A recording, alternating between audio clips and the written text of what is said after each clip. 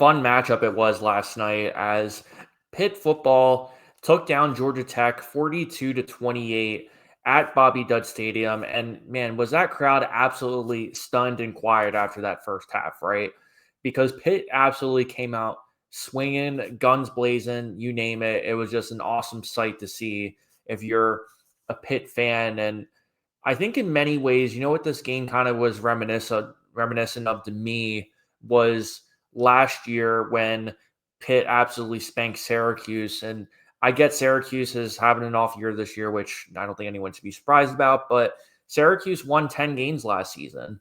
And Syracuse was favored to win that Pitt game last year. So when Pitt came out swinging defensively and just kind of took over that game, it was really kind of exciting to see and fun to watch. And I think that's kind of what this game reminds me of in that way, because especially under Pat Narduzzi in the past couple seasons, Pitt can kind of be a streaky team. You know what I mean? When you think about last year, they won their first 6 games, then they lost their last 6. They were 6-6. Then the year before they were 3-9, and then they won the ACC Championship back in 2021 with their last year under Kenny Pickett. So it's not like, Pat Narduzzi has had a lot of success with Pitt. I think he's a way better coach than people give him credit for. Now, obviously, the inexplicable thing to try and go for it on 4th and 7, that was an interesting call. I mean, I think the one thing that I love about Pat Narduzzi is he's willing to not take himself too seriously and just pretty much just flat out say, hey, I'm a dumbass. I'm trying to be a little bit too aggressive. And luckily it didn't shoot them in the foot, because if Georgia Tech won that game, that decision would have completely overlooked any sort of successes that Pitt had last night. Because I was, I had the game on in the background and I was like, all right, Pitt's got this under control. And I watched and then I look over, I'm like, what the hell is going on? And then they just got stuffed in the backfield. I'm like, oh man, this is Georgia Tech's time to come back and possibly get the win. But no, Pitt was able to get a defensive stand, get a pick 6 to kind of close the game out and win. But it's such a big statement too, because I think Haynes King was even flirting with the Heisman Trophy, possibly. I at least in my internal rankings, I had him at least in the top 5 in a couple moments this season. But the reality too, they were just kind of forcing a ball that wasn't there. But I think what kind of made this game so fun for Pitt was, in many ways, it was a really good matchup for Pitt, because they have such a strong linebacking core, and they're one of the better teams in the country in terms of stopping the run. Now, obviously, Jeremiah Love had and Price had their way with them last week, but that front 7 can be really dominant, man, and it's not easy to stop those guys. And one thing I've said about Georgia Tech on this podcast consistently is Georgia Tech does not change how they play for anyone. Doesn't care if they're playing Alabama, doesn't care if they're playing Georgia, doesn't care if they're playing Pitt, whatever the team is, they are always going to stick with their bread and butter, which is we're going to be physical, we're going to be gritty, we're going to run the football, and we're going to smack you in the mouth. And I think that's one of those games that I really enjoyed, because, seeing that type of team versus a Pitt team that has really done a good job at getting different playmakers involved, between Damon Reed and between, some of those other wide receivers. I mean, it's one of those things where it's been really fun to watch them to be able to watch them offensively and defensively as well. Between, obviously you have Eli Holstein and you have Mason Henschel now, who's, the true incoming freshman, and he's doing his thing as well. But another thing that I kind of want to mention too is shout out to Boosie Turner. He's a true freshman who just absolutely balled out against a really, really good Georgia Tech defense. He had 21 carries for 200 yards, including that game-winning 56-yard run in the game's final moments. And this is the first time since 2022 that Pitt has had a running back rush for over 200 yards.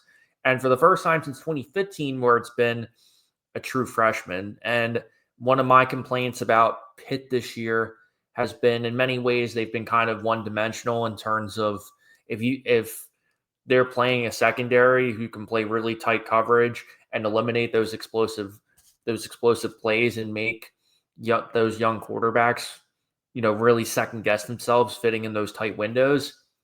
Those secondaries are going to make them pay.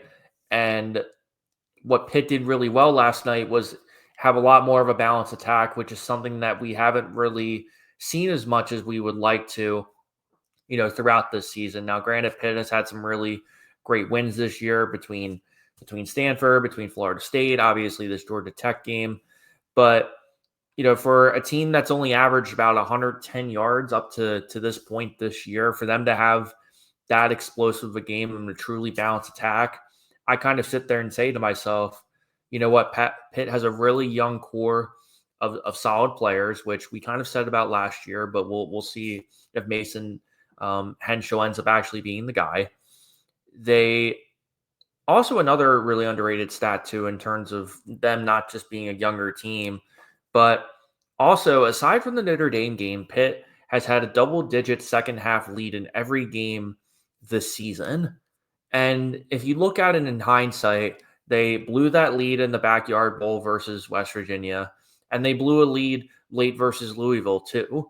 So, although yes, they are 8-3 this year, you can really make the argument that Pitt should probably be a 9 or 10 win team by now, just given the amount of success that they've had in terms of putting up points, in terms of really letting that front seven really kind of take away a lot of those explosive plays. And, it's just really, really fun to see if you're a Pitt fan as well. Now, obviously, it makes things a little bit tricky with the ACC title game, that sort of picture. I'm not going to get into every little scenario just because there's so many different layers. But in terms of Pitt football, they're 8-3 right now. They're 6-1 in ACC play for just the second time ever in school history, which is another awesome stat I wanted to share with you guys. But Pitt once again is going to be hosting, but they're going to be hosting number 13 Miami, which in many ways has a lot of different implications, because especially since Miami has that advantage over Notre Dame in terms of the head-to-head, that can definitely make things a little bit more tricky, because obviously a lot of the committee rankings has Notre Dame over Miami, even though Miami beat Notre Dame at the beginning of the season. So that's not something I'm going to get into here. But I think that what this game really proves is Miami has to be on notice this coming week.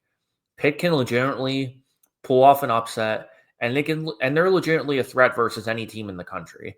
And I know that sounds a little bit far-fetched compared to some of the streakiness that we've seen in terms of Pitt football, but it just feels a lot different, and it feels like they're really kind of hitting their stride in terms of Pat Narduzzi bringing in the right guys for the program, in terms of Cade Bell really kind of getting that offense going, because for a while when they were first kind of transitioning into this offense, I think a lot of people were kind of concerned about how quickly of a process that would be, given that for so many years Pitt has been such a smash mouth, run the football down your throat type of team in the days of Dave Wannstedt and Paul Christ and all those guys. But too, I mean, that's what makes Pitt football in a really unique position. And quite frankly, I think it's going to be another difficult matchup for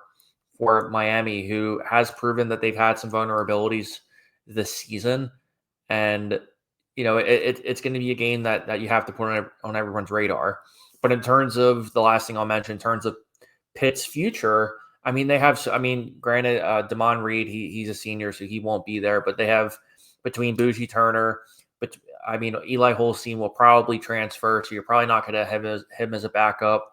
But you have some other great guys who are a part of Pitt's recruiting class for 2026.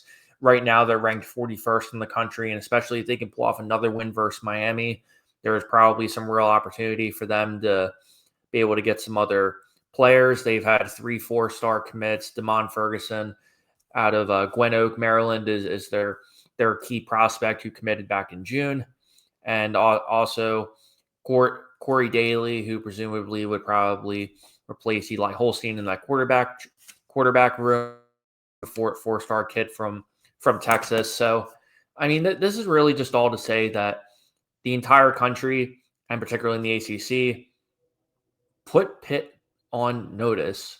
I'm telling you, this is a legit team. They have a lot of things going for them.